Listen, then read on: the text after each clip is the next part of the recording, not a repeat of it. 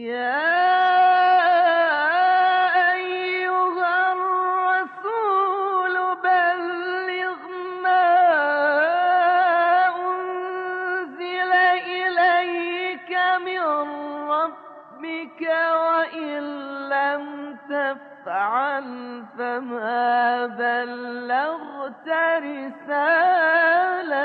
الحمد لله رب العالمين والصلاة والسلام على أشرف الأنبياء والمرسلين سيدنا وحبيبنا وشفيع قلوبنا ومولانا بالقاسم محمد اللهم صل على محمد وعلى محمد وعلى أهل بيت الطيبين الطاهرين وأصحابه الميامين المنتجبين. Alhamdulillah, malam hari ini kita akan melanjutkan kajian kita insyaallah dengan membaca bagian Bayanul Alamatul Mardul Qalbu wa Alamatul Audahu ila Sihah. Penjelasan tentang tanda-tanda hati yang sakit dan tanda-tanda bagaimana hati itu kembali sehat. Hati adalah bagian yang sangat spesifik ya pada diri manusia. Kita sudah bicarakan bahwa qalb ini sesuatu yang sangat mendasar pada diri manusia yang bahkan dalam banyak penjelasan-penjelasan irfan misalnya, qalb mendapatkan makna sangat spesifik. Sekalipun tentu nanti ada tingkatan atau jenis-jenis dan sebagainya, tetapi secara umum al-qalbun itu merupakan hakikat diri batin manusia yang sangat mempengaruhi keseluruhan kesadaran, keseluruhan dorongan pada diri manusia ini. Pada hadis yang sangat terkenal, hadis qudsi yang mungkin sebelumnya sudah pernah saya bacakan, Allah berfirman, la yasa'ani qal sama'i walal ard, walakin yasa'ani qalbul mu'min. Tidaklah meliputiku itu langitku maupun bumiku, tapi yang meliputiku adalah hati orang yang beriman. Ada hal yang menarik terkait hal ini. Ibnu Arabi menjelaskan, Allah Subhanahu wa taala zat yang mutlak, yang tidak ada apapun yang mampu meliputi dirinya. Tapi Allah menegaskan ada satu hal yang dapat meliputi dirinya, yaitu hati orang yang beriman. Sehingga di sini ada satu pembahasan bagaimana mungkin hati seorang hamba itu bisa meliputi Allah yang maha mutlak. Dalam penjelasannya itu, hati orang yang beriman itu dipenuhi kecintaan kepada Allah Subhanahu wa taala, dan kecintaan inilah yang kemudian menjadikan hilangnya batasan ya antara hati orang beriman itu dengan Allah Subhanahu wa taala. Imam Ali mengatakan ikatan hati seorang yang beriman itu dengan Allah Subhanahu wa taala lebih kuat daripada cahaya dengan matahari. Kalau kita melihat cahaya matahari itu kan luar biasa ya, bahwa dia benderang karena matahari yang kemudian memancarkannya. Dan ikatan hati orang beriman dengan Allah itu jauh lebih kuat dari itu. Tapi tentu orang yang beriman dalam makna khusus ya, bukan dalam makna umum. Nah, jadi karena itu hati ini adalah ruang yang sangat penting, yang merupakan kemudian pertemuan ya, atau ruang yang menjadi pertemuan antara seorang hamba dengan Allah Subhanahu wa taala. Sebagaimana kemudian seluruh bagian diri manusia ini bisa sakit ya. Demikian juga dengan hati manusia, bahwa perbedaan mendasarnya itu kalau sakit yang diderita oleh tubuh kita, kita akan merasakan sakitnya. Tapi ketika hati itu yang mengalami sakit, itu tentu kita tidak akan merasakan sakit itu. Bukan dalam pengertian ketika seseorang itu patah hati ya, yang dimaksud sakit hati ya. Sakit hati dalam makna itu karena kekecewaan sebenarnya. Tetapi yang dimaksud ini adalah maradul qalb, ya, penyakit-penyakit yang menginggapi hati itu sebagai bagian dari diri manusia. Ya. Jadi sebagaimana misalnya kulit manusia bisa memiliki penyakitnya tersendiri ya. Ada misalnya kadas dan sebagainya ya. Eh, ada penyakit kulit misalnya, ada penyakit mata ya. Ada orang yang kemudian misalnya karena katarak ya, atau karena memang ada penyakit tertentu khusus pada matanya sehingga dia tidak bisa melihat dan sebagainya, atau penglihatannya menjadi rabun. Ada orang yang mungkin karena penyakit tertentu menyebabkan telinganya tidak mampu mendengar ya. Artinya bahwa penyakit khusus itu pada setiap bagian menyebabkan fungsi utama dari anggota tubuh itu menjadi tidak mampu untuk menjalankan fungsinya. Ya. Mungkin ada orang yang mohon maaf tidak mampu berjalan karena kakinya yang lumpuh ya, karena penyakit tertentu misalnya. Atau ada orang yang kakinya menjadi kaki gajah ya, ada penyakit kaki gajah yang menyebabkan kemudian fungsi kakinya itu tidak dapat bekerja. Jadi yang dimaksud dalam konteks ini adalah bahwa fungsi dari unsur tersebut tidak mampu melakukan aktivitasnya karena penyakit yang menimpanya. Ada seorang sahabat ya, sahabat saya yang kehilangan indera penciuman ya. Karena dahulu ketika kecil dia sempat mengalami panas yang sangat tinggi sehingga saraf yang ke penciumannya itu terganggu karenanya, sehingga fungsi penciumannya menjadi hilang ya. Jadi ini menyebabkan kemudian penciumannya itu tidak lagi berfungsi sebagaimana orang lain ya. Bagi dirinya antara wangian dengan sesuatu yang baunya menyengat tidak ada bedanya sama sekali karena kemampuan dari penciumannya itu hilang karena problem yang terjadi pada saraf penciumannya. Nah, hati punya fungsi khusus ya pada diri kita ini. Al-Quran misalnya mengatakan bahwa fi qulubun la yafqahuna biha, bahwa mereka punya hati tapi tidak mampu memahami. Nah, dalam konteks ini misalnya ada beberapa fungsi dari hati ini. Faidul Kasyani mendeskripsikan ya, ada beberapa fungsi dari hati manusia ini. Yang pertama dia sebutkan bahwa fungsi ilm, ya, fungsi pengetahuan. Yang kedua fungsi hikmah. Yang ketiga fungsi ma'rifah. Ya. Yang keempat fungsi hub, cintaan, hubbullah. Dan kemudian dia sebutkan tentang at-talazus, ya, kelezatan.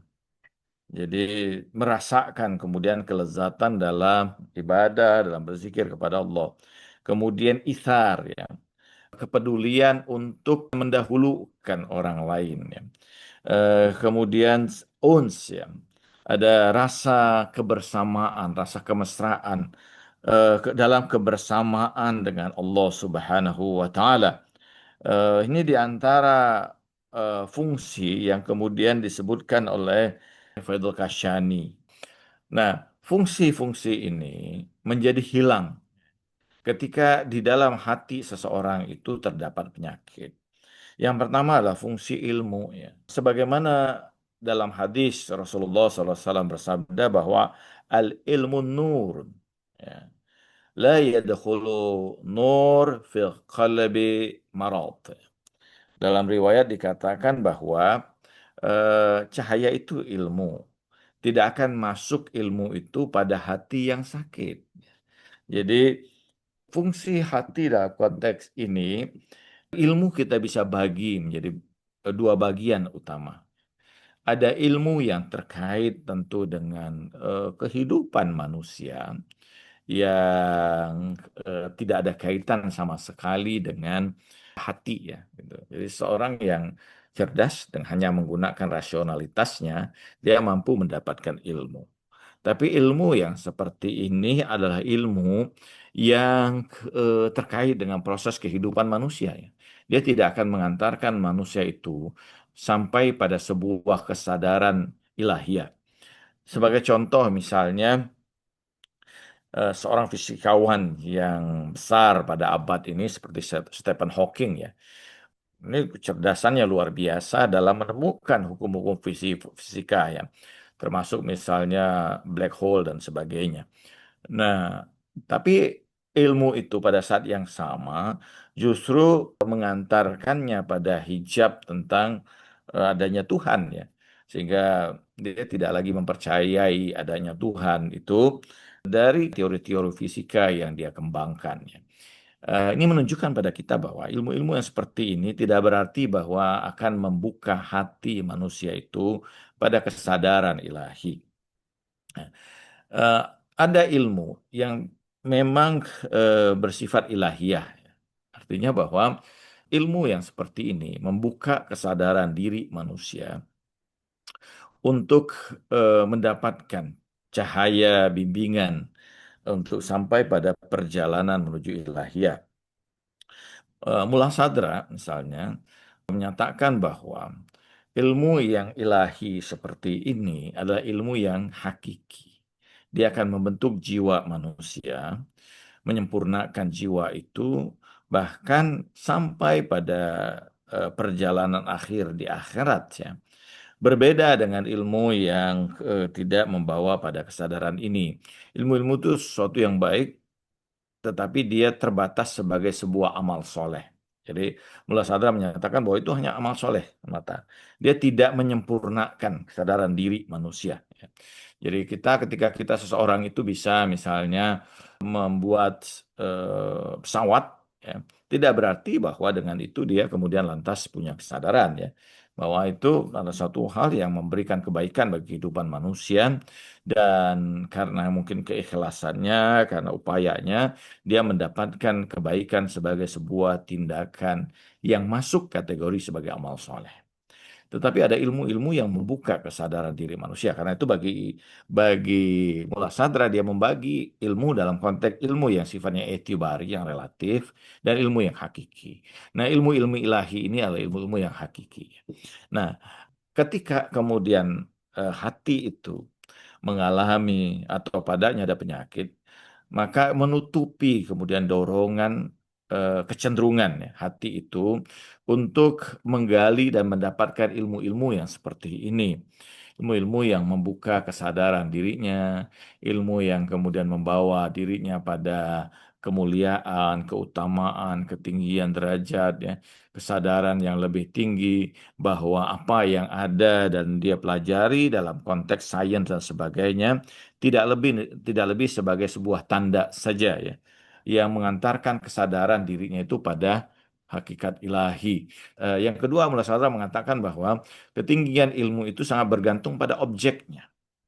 Kalau objek itu hanya bersifat fisik semata, maka ilmu-ilmu itu adalah ilmu yang merupakan hal yang terkait dengan material ya. Gitu. Tetapi kalau objek ilmu itu adalah terkait dengan hal yang bersifat ruhania, apalagi sampai pada ilmu ketuhanan, misalnya ilmu ilahi, maka itu ilmu yang hakiki. Nah, ilmu yang hakiki ini yang merubah jiwa manusia ya. Tetapi ilmu yang seperti ini dia tidak akan memberikan atau menjadi hidup pada diri manusia kalau hati seseorang itu padanya ada penyakit ya. Jadi karena itu ketika Allah mengatakan menyebutkan dalam wahablana bil ladunka rahmah dan kami kemudian berikan pada dirimu itu ya, ilmu laduni ya, yang merupakan rahmat ilahi yang berasal dari kemudian sesuatu yang ilahi ya. Allah buka kesadaran kita, Allah berikan kemudian beragam hal yang luar biasa pada diri kita. Itu karena hati seseorang itu dalam keadaan bersih ya, nggak penyakit.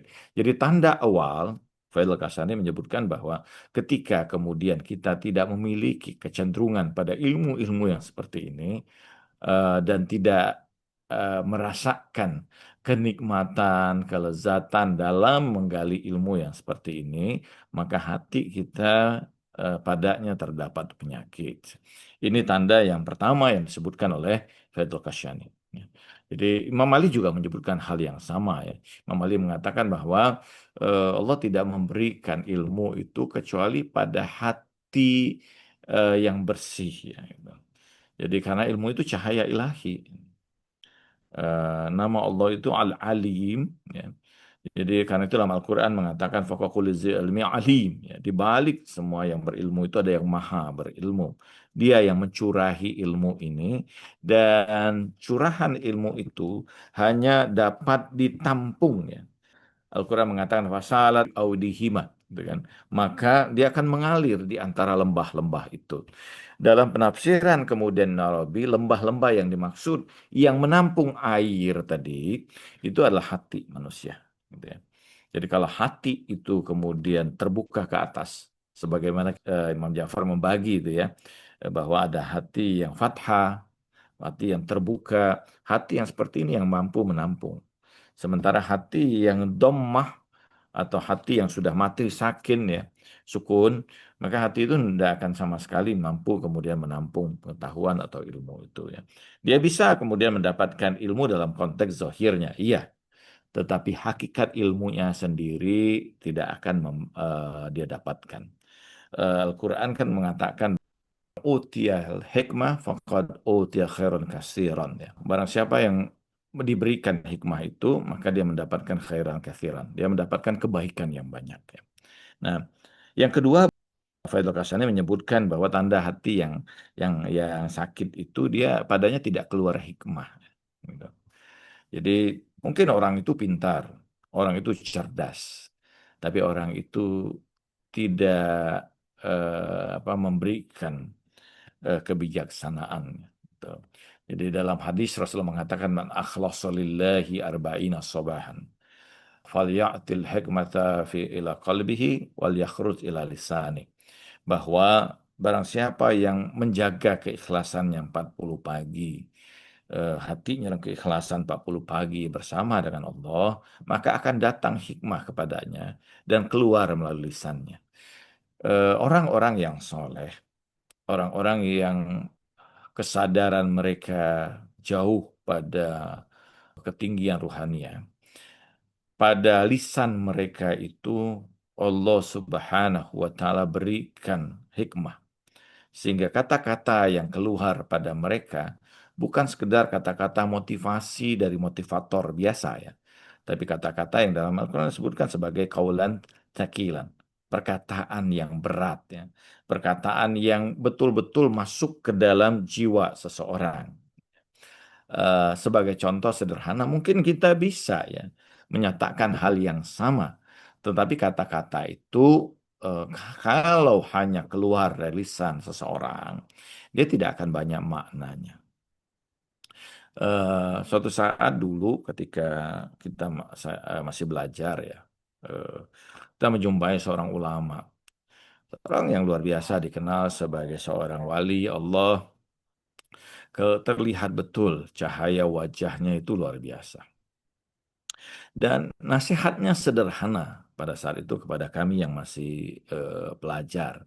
Dia berkata bahwa seandainya kalian merasakan kenikmatan dalam sholat seperti yang saya rasakan, maka demi Allah sepanjang hidup kalian tidak akan pernah meninggalkan sholat.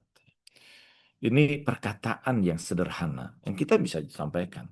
Tapi karena keluar dari lisan yang penuh hikmah, dia menggetarkan hati yang mendengarnya. Tapi kalau kemudian itu kata-kata itu hanya kosong belaka, hanyalah kata-kata retoris, ya, dia tidak akan banyak makna. Dia tidak akan masuk ke dalam relung jiwa seseorang. Mungkin seseorang ada yang mampu, punya kemampuan berpidato luar biasa, melakukan agitasi, membakar semangat seseorang. Tapi itu tidak akan kemudian merubah jiwa orang. Gitu. Dia hanya membawa kemarahan, tapi tidak membawa kemudian ketenangan, ketentraman, bahkan kenyamanan pada jiwa seseorang yang mendengarnya. Nah, ini apa perbedaan ilmu dan hikmah? Ini ada pembahasan tersendiri misalnya. Bahwa ilmu itu dia dimaknai seringkali sebagai hasil ya, an-natijatun minal idrakil a'lam ya gitu. Jadi dia merupakan hasil atau natijah dari persepsi terhadap alam ini, terhadap objek ini. Objek itu bisa internal atau eksternal ya gitu. Jadi kadang misalnya ada ilmu husuli dan ada ilmu huduri ya. Ilmu husuli itu adalah huduru suratus syai' indal mudrik ya. bahwa ilmu husul itu koresponden itu ada objeknya di luar, dia hanya formatnya, rupanya masuk ke dalam diri kita. Sementara ilmu huduri itu dia objeknya ada di dalam diri kita. Huduru zatu syai', ya. Dia zatnya sesuatu ya. Jadi ilmu dalam pemaknaan ini adalah hasil atau natijah dari idrak ya, dari persepsi terhadap objek, terhadap alam. Ya. Jadi karena itu antara ilmu dan alam itu sesuatu yang sama akarnya. Nah, sementara hikmah, sebagian memaknai bahwa hikmah itu adalah ilmu yang membawa seseorang pada kesadaran akan hudurul hak fi qalbihi, hadirnya hak dalam hati mereka. Atau sebagian memaknai hikmah itu dalam hadis dikatakan al hikmatu dolatul mu'min ya. Fa'ina wajadtumuhu fakhuzuha. Gitu. Hikmah itu adalah permata orang mukmin yang hilang. Dimanapun dia berada, ambil dia. Yang dimaksud bahwa hikmah dalam makna ini adalah kesadaran yang berasal bukan dari kemudian hasil harakatul akal, gerakan akal kita dalam proses berpikir, tapi dia muncul dari kedalaman jiwa kita, dari kedalaman batin kita. Ya. Karena itu di dalam Islam, ya, filsafat seringkali disebut sebagai hikmah. Kenapa? Karena filsafat di dalam Islam berbeda dengan filsafat di Barat. Filsafat dalam Islam itu adalah upaya untuk membuktikan kesadaran atau membuktikan kemudian hakikat dari Allah Subhanahu wa taala sebagai hakikat yang paling hakiki. Jadi karena itu filsafat seringkali juga disebut dalam Islam itu sebagai hikmah. Nah, seseorang yang hatinya mati atau hatinya pada ada penyakitnya tidak akan keluar kata-kata hikmah ini pada dirinya. Dia mungkin bisa saja menghiasi dengan kata-kata indah, tapi kata-kata indah itu tidak akan memiliki makna. Ada hal yang berbeda. Ya. Ada orang yang mungkin indah bahasanya, tapi bahasa itu tidak lebih hanya sebatas sesuatu yang sampai pada telinga kita, tapi tidak masuk ke dalam jiwa kita. Dia tidak akan merubah pada kita. Nah, Rasulullah SAW dalam hadis menyebutkan utitu jami'ul kilam. Rasulullah mengatakan adalah satu hal yang Allah berikan itu, Allah berikan padaku kemampuan untuk mengungkapkan kata-kata yang pendek, tetapi dari kata yang pendek itu punya makna yang dalam dan akan masuk pada jiwa seseorang. Imam Ali juga misalnya ada Mizanul Hikmah, ada Duralul Hikam, ya, permata-permata hikmah yang merupakan perkataan-perkataan dari Imam Ali bin Abi Thalib yang sangat luar biasa. Jadi kata-katanya singkat tapi penuh makna dan menggetarkan jiwa kita. Misalnya Imam Ali mengatakan bahwa tanda orang beriman itu atau tanda mukmin sejati itu adalah ruhbanun bilail asadu fin nahar. Ya. Mereka rahib di malam hari, singa di siang hari. Ini perkataan yang sederhana tapi memiliki makna yang sangat dalam. Kemudian apa? Munculnya kecintaan pada Allah. Jadi ketika seseorang itu sama sekali tidak ada rasa cinta pada Allah. Artinya bahwa dia mungkin melakukan kebaikan, tapi kebaikannya tidak membawa rasa pada hatinya ini. Nah, ini menunjukkan bahwa ada something wrong pada hati kita. Hati yang sehat itu pasti akan kemudian merasakan ya rasa kecintaan pada Allah Subhanahu wa taala. Bahkan Rumi itu mengatakan ya sebelum ada rasa cinta kita kepada Allah, Allah sudah meliputi hati kita itu dengan kecintaannya. Kenapa? Karena dalam riwayat dikatakan bahwa Allah menciptakan hati itu dengan penuh kecintaannya. Jadi Allah mau memasukkan seluruh cintanya itu pada hati seorang hamba ini. Dan ini alam juga kadang-kadang disebut hati itu sebagai alam alastu ya. Alastu itu dalam ayat Al-Quran itu ketika Allah Subhanahu wa taala menyebutkan perjanjian primordial ya, antara diri kita alastu bi rabbikum qalu bala syahidna. Itu satu perjanjian antara seorang hamba dengan Allah Subhanahu wa taala terjadi di mana? Di dalam hati manusia. Kapan? Setiap saat. Jadi perjanjian primordial itu ya yang disebut sebagai alam alastu itu oleh para ulama sufi, ya, itu bukan kemudian satu masa dulu, tidak, tapi setiap saat ketika seseorang itu sampai pada kesadaran kalbiyahnya, dia akan mengalami penyaksian di situ. Sehingga dia akan sampai pada alam alastu itu, dia berkata bahwa qalu bala syahidna.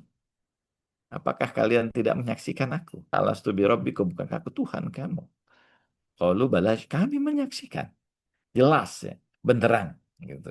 Tapi pada tingkat kita, kesaksian kita ini kan kesaksian yang profan aja, kesaksian yang hanya berdasarkan kemudian lisan, bukan betul-betul penyaksian yang hakiki.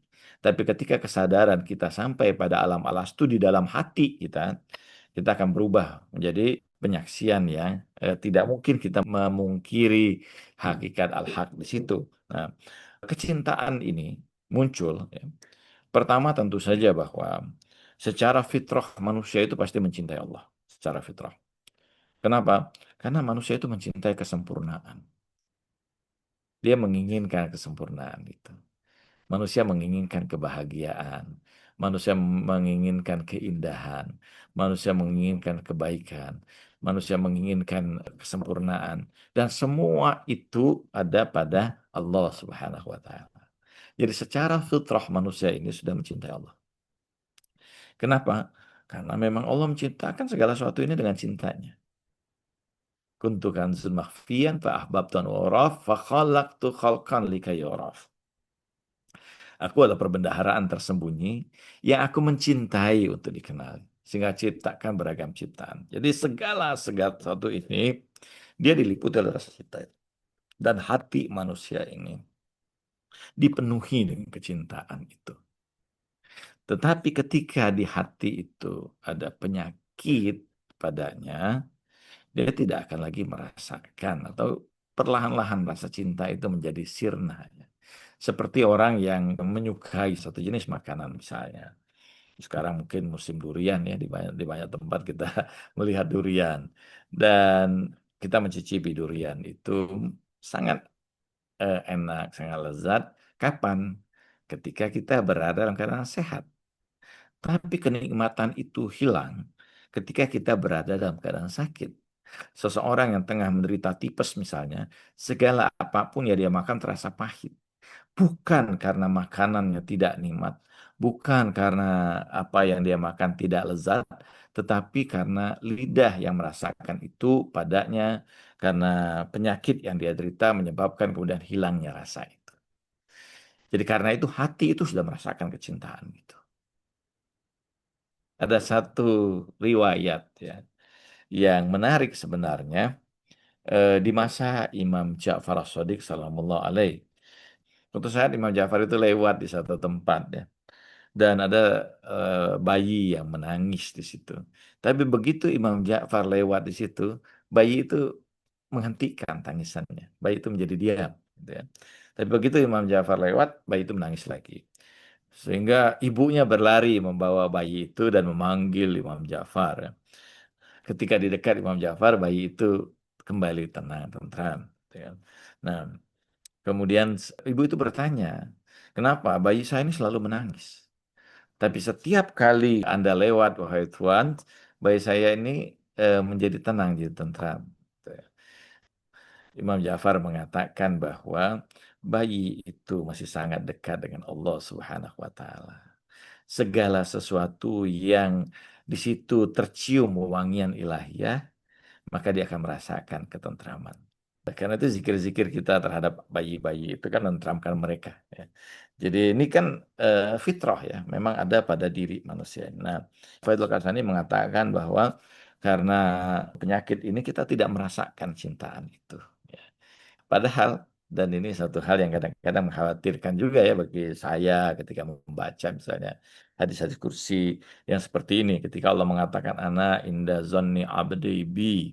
Aku sebagaimana prasangka yang ada pada hambaku terhadapku. Kalau di hati kita itu ada rasa kerinduan pada Allah, ketahuilah bahwa Allah itu rindu pada kita. Kalau di hati kita itu ada ketentraman ketika bersama dengan Allah, maka ketahuilah bahwa Allah itu senang dengan kita. Kalau di hati kita itu ada cinta pada Allah, ketahuilah bahwa Allah itu mencintai kita. Karena tidak mungkin kita mencintai Allah, Allah tidak mencintai kita ya. Allah itu Al-Wadud ya. Jadi Al-Wadud itu salah satu nama Allah yang artinya timbal balik kecintaannya. Kalau orang itu mencintai Allah, Allah pasti sudah lebih dahulu mencintainya. Dalam doa Imam Ja'far As-Shadiq yang dikenal sebagai doa Maqatil bin Sulaiman, ada bait-bait awal itu menarik sekali. Ilahi kaifa lam atadarra'u ilaika fatarhamani. Faman zallazi atadarra'u ilaihi fayarhamani. Ilahi, duhai Tuhanku, sebelum aku tunduk kepadamu, Engkau sudah menyayangi aku. Maka kepada siapa lagi aku harus tunduk yang akan menyayangi diriku? Iza lam as'aluka fatu'tiyani, faman zalaza as'uluhu fayu'tini. Sebelum aku meminta kepadamu, Engkau sudah memberikan. Maka untuk apa lagi aku meminta kepada selainmu yang akan memberikan kepadaku? Eh, Iza lam ad'uhu fatastajibuli. Faman zallazi ad'uhu fayastajibuli. Sebelum aku berdoa kepadamu, engkau sudah mengijabah doaku. Maka untuk apa lagi aku harus berdoa kepada selainmu dan menantikan kemudian mereka akan mengijabah doaku. Ini bait-bait yang menarik yang menunjukkan bagaimana Allah Subhanahu wa taala sebenarnya sudah meliputi kita. Hanya sayangnya kemudian hati kita ini bermasalah ya. Dahulu misalnya kakek saya itu seringkali mengibaratkan, dulu menarik ya. TV kita itu kan masih hitam putih dan seringkali kemudian tidak mendapatkan sinyal sehingga kemudian yang muncul adalah gambar-gambar semut yang banyak. Dia berkata begini bahwa bukan salah studio TV-nya karena studio TV sudah memancarkan siarannya. Tapi yang menjadi masalah adalah antena yang kemudian menerima itu tidak dalam posisi yang baik. Demikian bahwa Allah memancarkan kecintaannya pada kita, tapi karena hati kita bermasalah, kita tidak merasakan rasa cinta itu. Ini menunjukkan bahwa di hati kita itu ada penyakit, ya katanya.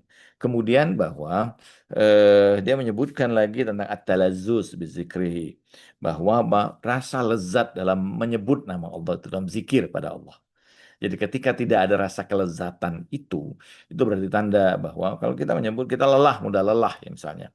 Kenapa kita mudah lelah dalam menyebut nama Allah, dalam membaca ayat-ayatnya? Karena tidak ada rasa. Kita tidak menikmati. Kalau orang itu lezat ya merasakan kelezatannya dalam berzikir pada Allah itu dalam menyebut nama Allah, dia tidak akan kemudian melepaskan lisannya dari zikir itu. Ya. Tapi karena kita tidak merasakan itu, sehingga kita menjadi lelah.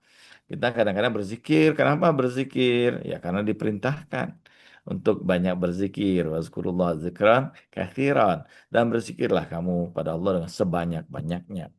Sesuatu yang baik ya. Artinya itu salah satu di antara cara ilajul qalbul marad. Ilajul qalbul marad ya. Bahwa apa? Bahwa itu cara untuk kemudian memperbaiki hati yang sakit dengan banyak menyebut nama Allah itu ya, dengan berzikir itu. Itu salah satu cara. Tetapi bahwa ketika kita kehilangan rasa itu ini satu problem, itu tanda-tanda ya. Jadi betul bahwa kita tidak merasakan sakit seperti kemudian kita menderita ketika bagian tubuh kita terasakan sakit. Tapi ketika hati sakit itu tanda-tandanya di antara yang disebutkan tadi, hilangnya at-talazus itu, ada mutalazus ya. Fil ibadah, fil zikir, dan seterusnya. Suatu saat katanya ada orang datang kepada Nabi Daud alaihissalam dan berkata, ya Daud, kenapa aku berdoa tapi Tuhan tidak mengijabah doaku, tidak mengabulkan doaku. Padahal aku banyak kemudian beribadah kepadanya. Itu Rumi yang mengisahkan kisah itu ya dalam Masnawi Ma'nawi. Kemudian Daud bertanya pada Tuhan, ya Tuhan, kenapa engkau tidak mengijabah doa hambamu ini? Padahal ibadahnya begitu banyak. Kemudian Tuhan berkata, duhai Daud, tanyakan padanya. Apakah dia merasakan kenikmatan ketika dia beribadah bersama dengan diriku? Rumi mengatakan bahwa panci yang sudah gelap itu dia tidak akan kemudian memancarkan cahayanya. Jadi ketika hati manusia, kata Rumi, sudah dalam keadaan gelap, maka cahaya itu tidak ada lagi di situ. Gitu. Betul dia melaksanakan secara zohir ibadah dan sebagainya, tapi dia tidak akan lagi memancarkan kecemerlangannya. Nah, tidak ada yang muncul kenikmatan ya dalam ibadah kita, dalam zikir kita, dalam kebersamaan kita. Ini tanda ya bahwa, misalnya contoh sederhana begini ya, saya sempat beristighfar juga. Ada orang yang bersama dengan saya ibadah umroh, yang maksudnya ibadah umroh. Kita menikmati tawaf ya, kelilingi Ka'bah. Tapi dia berkata begini, muncul kata-katanya ini ya di tengah tawaf itu. Ngapain sih kita ini keliling-keliling kemudian bangun dan Ka'bah itu begini aja, kan? Saya agak kaget juga sih gitu ya, agak kaget juga. Ya mungkin nggak bisa jadi karena ketiadaan makrifah, ketiadaan makrifah. Ada juga orang yang pernah saya bimbing haji itu, dia di ujung ya, haji itu tiba-tiba dia mendatangi saya dan berkata, Ustadz, temani saya untuk ke Masjidil Haram malam hari. Tapi saya minta kita hanya berdua, gitu kan. Dan saya menemani beliau lah. Saya temani sampai di depan Ka'bah dan di situ dia menangis luar biasa. Eh, saya biarkan dia menangis, mengungkapkan ekspresinya dan tangisan yang luar biasa. Padahal ini seorang yang punya jabatan yang cukup tinggi dan sebagainya. Dan setelah itu dia kemudian ceritakan banyak hal pada saya. Sampai di ujung itu dia berkata begini, Ustaz, saya selama ini tidak merasakan apapun dalam ibadah umroh, berkali-kali saya umroh. Haji juga ini sudah kesekian kalinya. Tapi tidak ada apa-apa yang saya rasakan. Baru malam hari ini saya seperti merasakan sebuah tarikan yang sangat luar biasa pada hati saya ini. Apakah tanda bahwa saya ini sudah dekat untuk dipanggil pada Tuhan, gitu kan? Sehingga Tuhan mengingatkan semua catatan dosa yang pernah saya kerjakan. Gitu. Saya mengatakan itu tanda bahwa Allah tengah mengasihi Bapak, sehingga dia membukakan pintu hati Bapak yang selama ini Bapak tutup untuknya. Panjang lah ininya ya. Artinya ada kalanya kemudian selama ini dia tidak merasakan apapun ya. Karena tidak ada kenikmatan, tidak ada kelezatan, hanya mengikuti tren dan sebagainya. Tapi sampai satu titik mungkin Allah membukakan pintu hatinya itu sehingga terasakan bagaimana kenikmatan, kelezatan itu. Jadi kita menghabiskan waktu di malam hari itu ya sampai subuh, bahkan sampai kemudian suruk itu kita masih belum beranjak di tempat kita tersebut ya. Nah ini talazuz ya, kenikmatan. Dan kenikmatan ini itu pada saat yang sama akan membuat hati kita menjadi hidup ya. Jadi karena itu bahwa kadang-kadang kita memerlukan ini di antara cara ilajnya itu salah satunya adalah dengan kita melakukan ibadah-ibadah tertentu atau di tempat tertentu yang kadang bisa mendatangkan kenikmatan itu, ya, kelezatan itu. Karena percikan kelezatan yang Tuhan masukkan dalam hati kita itu bisa menggetarkan jiwa kita. Ya. Jadi orang akan rindu pada kenikmatan itu sehingga dia ingin kembali, ingin terus merasakan itu ya. Itu padahal itu kan baru sesuatu yang kadang setitik saja. Eh, Apalah lagi orang-orang yang memang sudah merasakan kecintaan pada Allah sehingga segala hal yang dilakukan bersama Allah itu menimbulkan kenikmatan dan kelezatan. Dalam doa yang ada di Saifatul Sajadiyah, Imam Ali Zainal Abidin di awal mengatakan bahwa bagaimana lagi aku berpaling darimu, pada lidahku telah menyebutkan keindahan namamu. Ini orang-orang yang sudah merasakan kenikmatan itu. Nah, satu lagi yang disebutkan oleh Faidul Kasyani adalah tanda hati yang sakit itu dia tidak merasakan beban ya atas dosa yang dikerjakan. Ini hati yang sudah gelap ya, karena itu bahwa hati yang sudah gelap ada penyakit itu ketika melakukan keburukan dia tidak merasakan ada satu problem pada dirinya ya. Dan dalam satu hadis Imam Ali Zainal Abidin mengatakan bahwa likuli ibnu Adam lahu nuqtatul baida. Faman taba fadzalat tilkal likuli ibnu Adam lahu nuqtatul baida. Fa iza aznaba faqad zaharat min tilkal baida as-sauda. Faman taba fadzalat tilkal sauda. Wa man aznaba faqad ghalazat tilkal baida bis-sauda fala yarju minhu khairan abadan. Imam Ali Zainal Abidin mengatakan begini, pada setiap anak manusia itu ada titik berwarna putih. Kalau dia melakukan keburukan, muncul titik hitam. Tapi kalau dia bertobat, memohon ampunan, hilang titik hitam itu.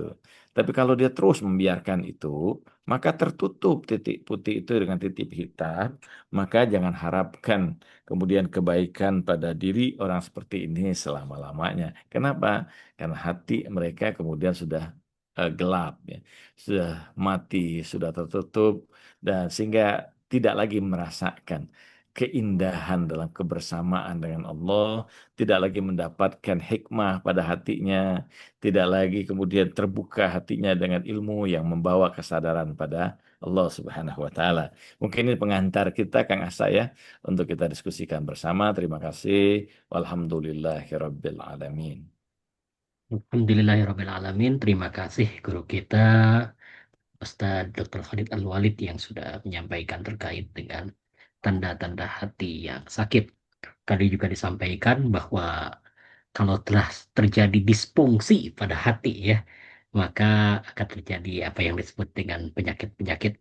Tadi fungsi hati itu adalah yang terkait dengan ilmu, hikmah, ma'rifah, hub, kemudian kelezatan ibadah, al-itsar juga, empati, dan juga uns, kemesraan. Kalau itu sudah tidak ada, maka kita sedang ada dalam kondisi yang sakit.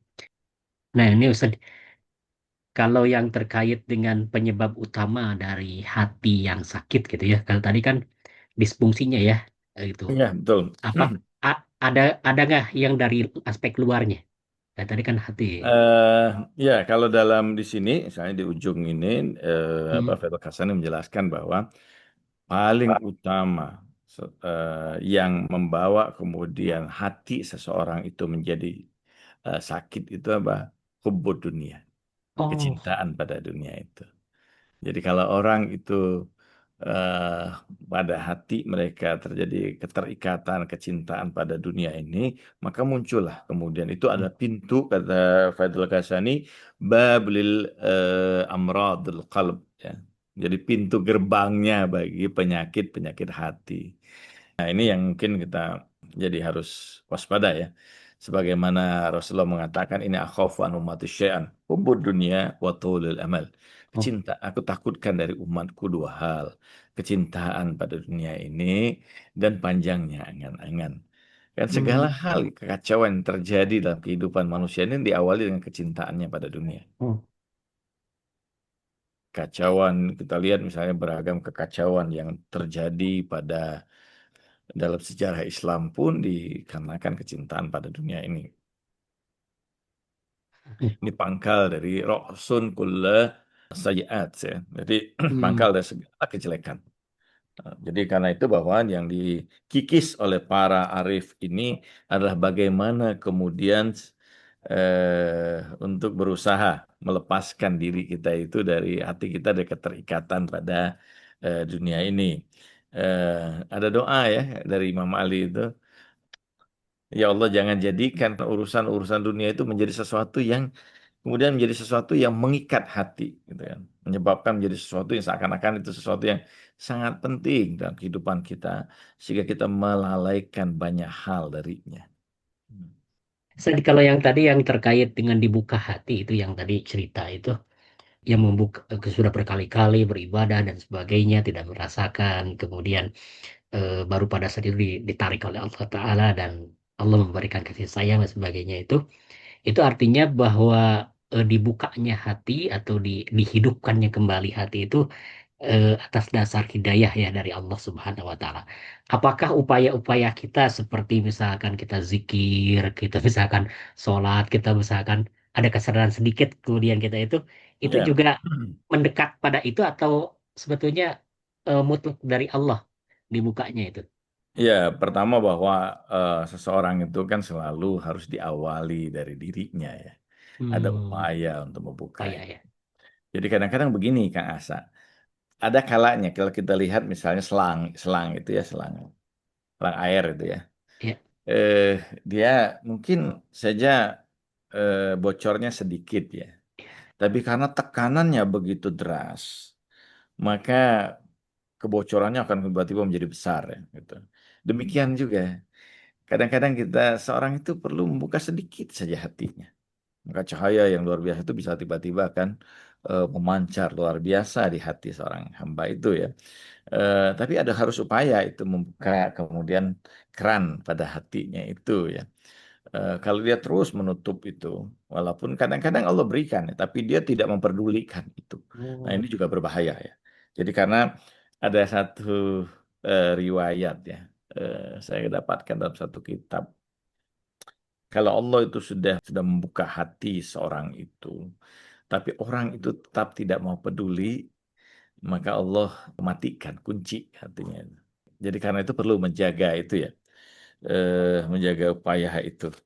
Ini menarik juga ya. Saya akan bacakan satu riwayat ini menarik ya. Dakhala ala Rasulullah SAW rajulun ismu Majasyi. Ada seorang sahabat yang bernama Majasyi datang pada Rasulullah. Faqala ya Rasulullah, kaifa tariku ila ma'rifatil haq? Qala sallallahu alaihi wa alihi ma'rifatun nafs. Dia bertanya pada Rasulullah, ya Rasulullah, bagaimana jalan untuk mendapatkan makrifat terhadap al-haq itu, terhadap Tuhan, terhadap Allah. Faqala Rasulullah SAW, kenalilah dirimu, ma'rifatun nafs. Faqala ya Rasulullah, fakaifa tariq ila ma'rifat muwafiqatul haq. Dia bertanya lagi, ya Rasulullah, bagaimana jalan untuk sesuai dengan apa yang Allah inginkan?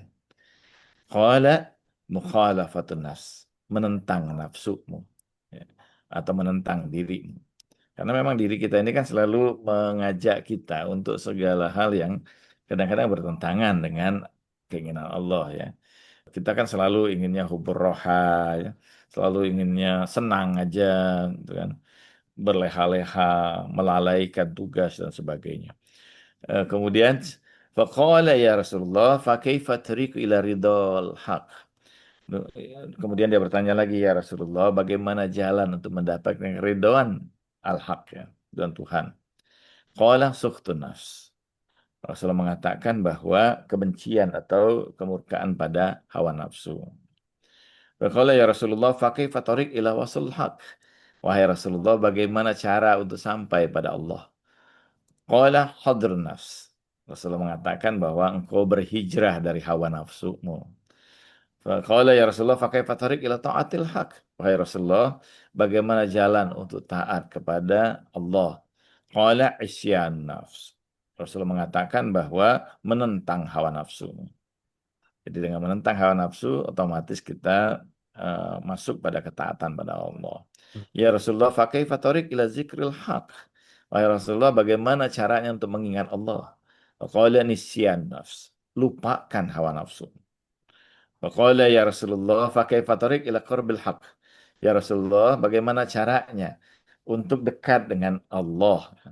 Faqala Rasulullah at-taba'ud anin nafs, menjauhi hawa nafsu. Faqala ya Rasulullah, fakaifa tariq ila unsil haq.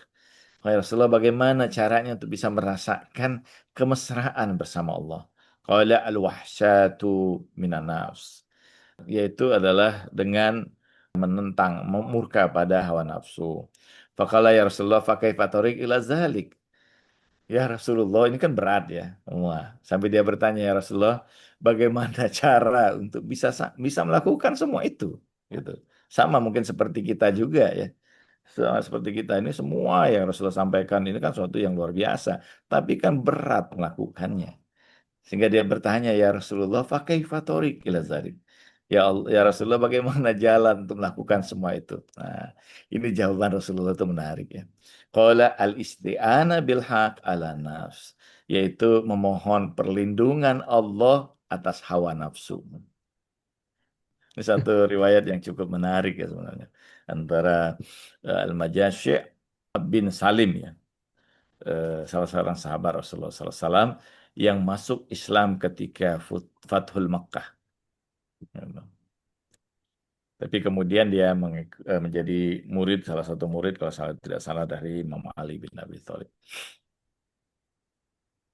Nih, Ustaz, kalau ini yang terkait dengan sekarang kan momentum Rajab ini ya, ibadah yang paling utama di bulan Rajab ini, tadi disebutkan bahwa Rajab ini bulan Allah, artinya harus banyak zikir atau gimana, Ustaz? Ya. Pertama bahwa ada banyak sekali. Kalau kita baca dalam doa-doa yang diajarkan oleh Rasulullah dan Ahlul Baitnya, ada Hmm, permohonan ampunan. Karena itu bahwa Rajab ini juga disebut Syahrul Maghfirah ya. ya. Selain tentu Ramadan, bulan ampunan, bulan permohonan, bulan kasih sayang Allah. Gitu. Jadi kalau ada Valentine Days ini ya, maka hari inilah bulan inilah rahmatul syahr rahmah, ya. Bulan kasih sayang. Nah, salah satu yang saya dapatkan juga dalam bulan ini kita dianjurkan untuk banyak juga bersedekah ya.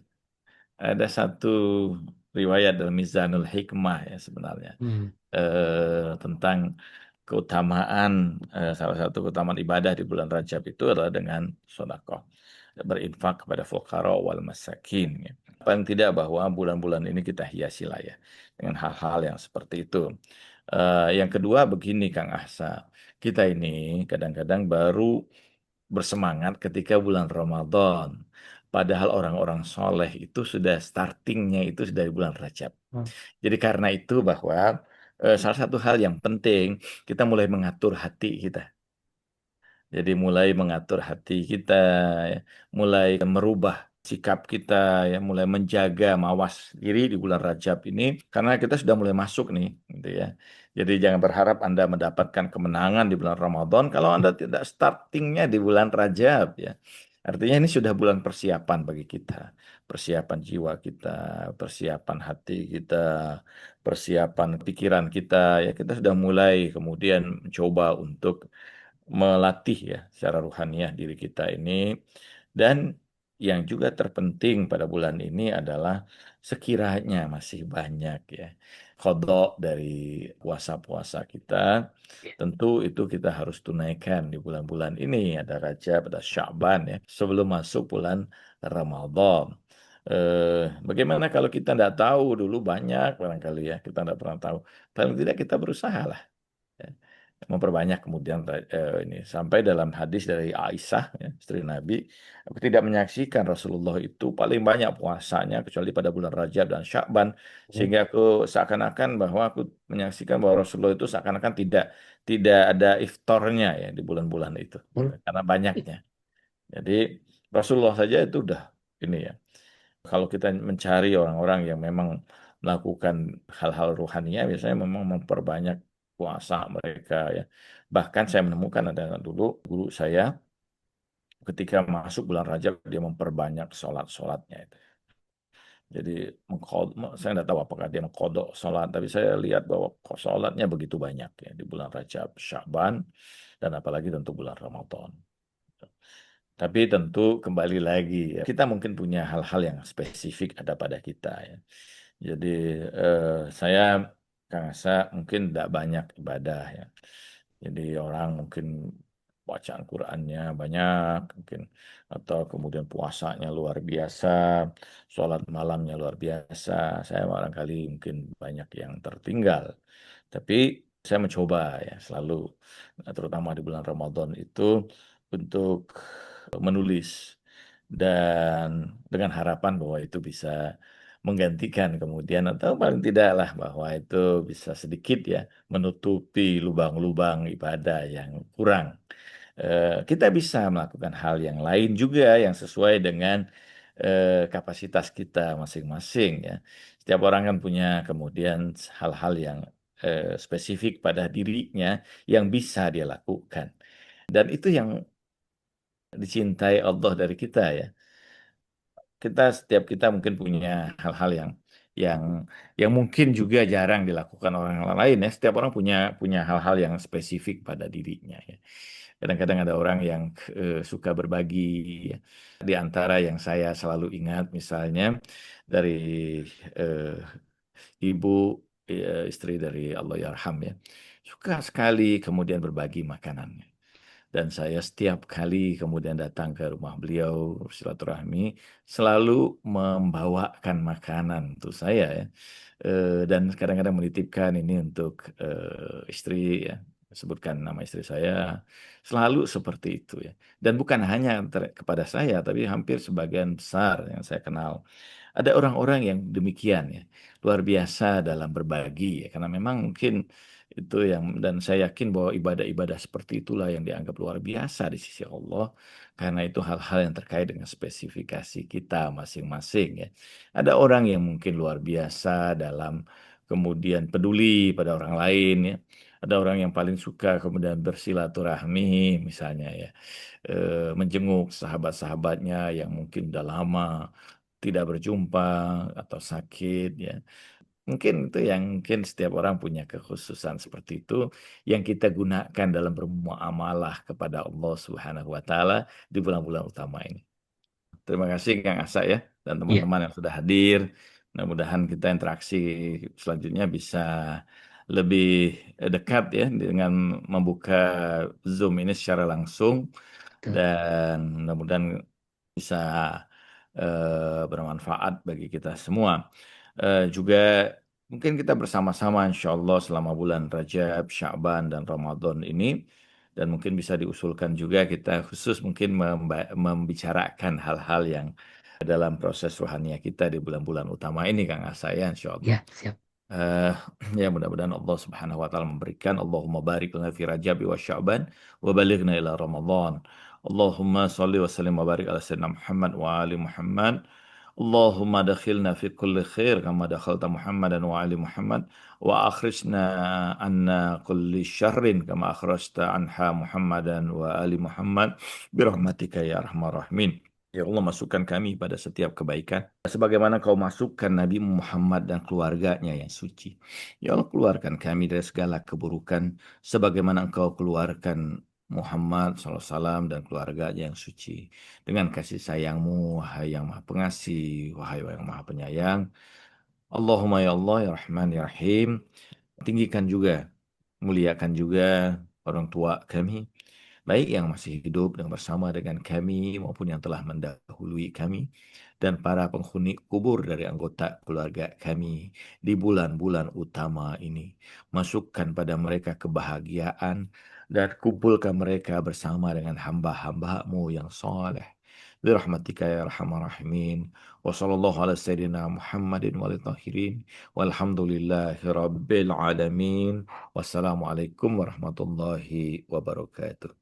Waalaikumsalam warahmatullahi wabarakatuh. Terima kasih Ustadz atas pencerahannya. Sama-sama Terima Kang kasih Bapak Asep. dan Ibu yang sudah bergabung.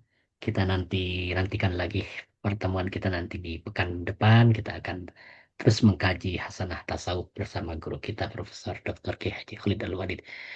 Sekedar informasi dan Ya, mohon doanya.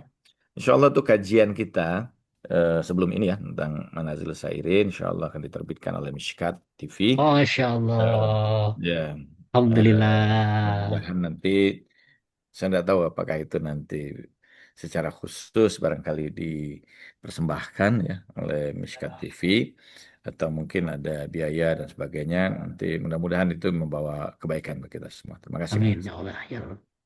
Siap, siap ya Ustaz. Siap. Terima kasih. Oh, terima kasih Bu Prima yang sudah Terima kasih berhadir. Ustaz.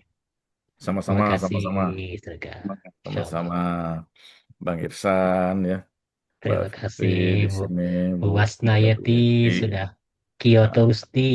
Pak ya. Hasan, terima kasih. Nih, Ada banyak ini Mas Joko ya. iya, Apa iya. khabar Ustaz? Anda dari Ya. Malaysia, Yusnizan. Eh, Oh, dari Malaysia, Masya Bang Ya, Ali.